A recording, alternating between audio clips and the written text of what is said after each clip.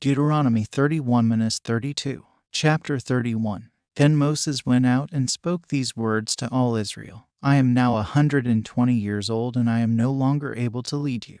The Lord has said to me, You shall not cross the Jordan. The Lord your God himself will cross over ahead of you. He will destroy these nations before you, and you will take possession of their land.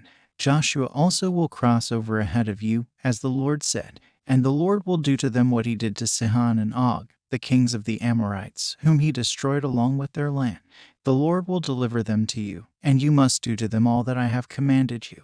Be strong and courageous. Do not be afraid or terrified because of them, for the Lord your God goes with you. He will never leave you nor forsake you. Then Moses summoned Joshua and said to him in the presence of all Israel, Be strong and courageous, for you must go with this people into the land that the Lord swore to their ancestors to give them, and you must divide it among them as their inheritance. The Lord himself goes before you and will be with you. He will never leave you nor forsake you.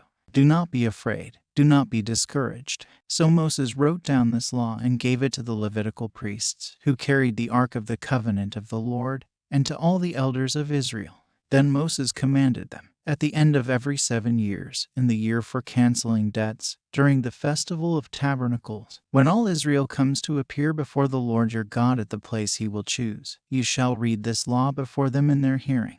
Assemble the people, men, women, and children, and the foreigners residing in your towns, so they can listen and learn to fear the Lord your God and follow carefully all the words of this law. Their children, who do not know this law, must hear it and learn to fear the Lord your God as long as you live in the land you are crossing the Jordan to possess. The Lord said to Moses, Now the day of your death is near. Call Joshua and present yourselves at the tent of meeting, where I will commission him. So Moses and Joshua came and presented themselves at the tent of meeting.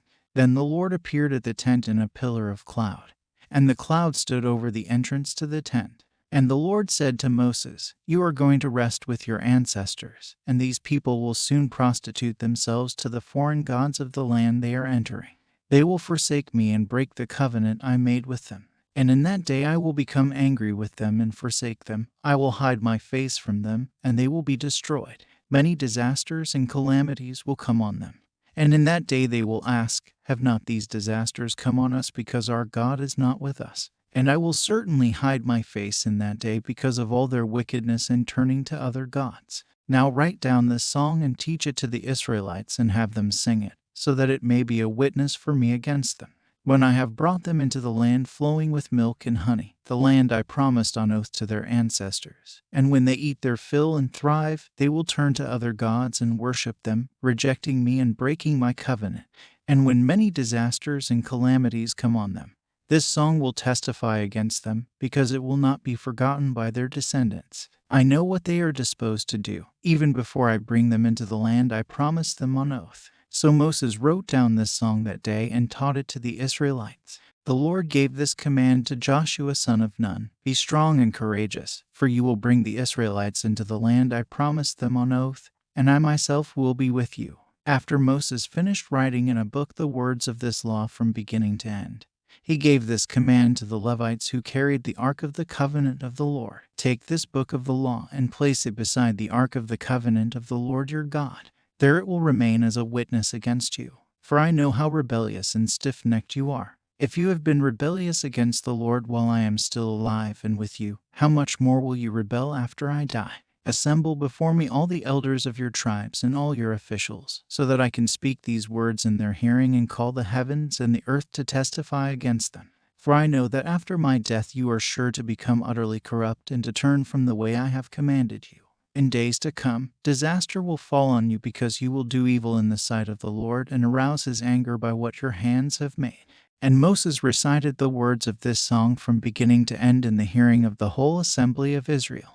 Chapter 32. Listen, you heavens, and I will speak. Hear, you earth, the words of my mouth. Let my teaching fall like rain, and my words descend like dew, like showers on new grass, like abundant rain on tender plants. I will proclaim the name of the Lord. Oh, praise the greatness of our God. He is the rock, his works are perfect, and all his ways are just. A faithful God who does no wrong. Upright and just is he. They are corrupt and not his children. To their shame they are a warped and crooked generation. Is this the way you repay the Lord? You foolish and unwise people, is he not your Father, your Creator, who made you and formed you? Remember the days of old. Consider the generations long past. Ask your father, and he will tell you, your elders, and they will explain to you. When the Most High gave the nations their inheritance, when he divided all mankind, he set up boundaries for the peoples, according to the number of the sons of Israel. For the Lord's portion is his people, Jacob his allotted inheritance. In a desert land he found him, in a barren and howling waste. He shielded him and cared for him. He guarded him as the apple of his eye, like an eagle that stirs up its nest, and hovers over its young, that spreads its wings to catch them, and carries them aloft. The Lord alone led him. No foreign god was with him. He made him ride on the heights of the land, and fed him with the fruit of the fields. He nourished him with honey from the rock, and with oil from the flinty crag, with curds and milk from herd and flock, and with fattened lambs and goats, with choice rams of Bashan, and the finest kernels of wheat. You drank the foaming blood of the grape. Jeshurun grew fat and kicked. Filled with food, they became heavy and sleek. They abandoned the God who made them, and rejected the rock their Savior. They made him jealous with their foreign gods, and angered him with their detestable idols. They sacrificed to false gods, which are not God, gods they had not known, gods that recently appeared, gods your ancestors did not fear. You deserted the rock who fathered you. You forgot the God who gave you birth. The Lord saw this and rejected them, because he was angered by his sons and daughters. I will hide my face from them, he said, and see what their end will be. For they are a perverse generation, children who are unfaithful. They made me jealous by what is no God, and angered me with their worthless idols. I will make them envious by those who are not a people. I will make them angry by a nation that has no understanding. For a fire will be kindled by my wrath, one that burns down to the realm of the dead below. It will devour the earth and its harvests, and set afire the foundations of the mountains. I will heap calamities on them, and spend my arrows against them. I will send wasting famine against them, consuming pestilence and deadly plague. I will send against them the fangs of wild beasts, the venom of vipers that glide in the dust. In the street the sword will make them childless. In their homes terror will reign. The young men and young women will perish, the infants and those with gray hair. I said I would scatter them, and erase their name from human memory. But I dreaded the taunt of the enemy, lest the adversary misunderstand, and say, our hand has triumphed. The Lord has not done all this. They are a nation without sense. There is no discernment in them. If only they were wise and would understand this, and discern what their end will be. How could one man chase 1,000, or two put 10,000 to flight, unless their rock had sold them, unless the Lord had given them up? For their rock is not like our rock, as even our enemies concede. Their vine comes from the vine of Sodom, and from the fields of Gomorrah. Their grapes are filled with poison, and their clusters with bitterness. Their wine is the venom of serpents, the deadly poison of cobras. Have I not kept this in reserve, and sealed it in my vaults? It is mine to avenge, I will repay. In due time their foot will slip. Their day of disaster is near, and their doom rushes upon them.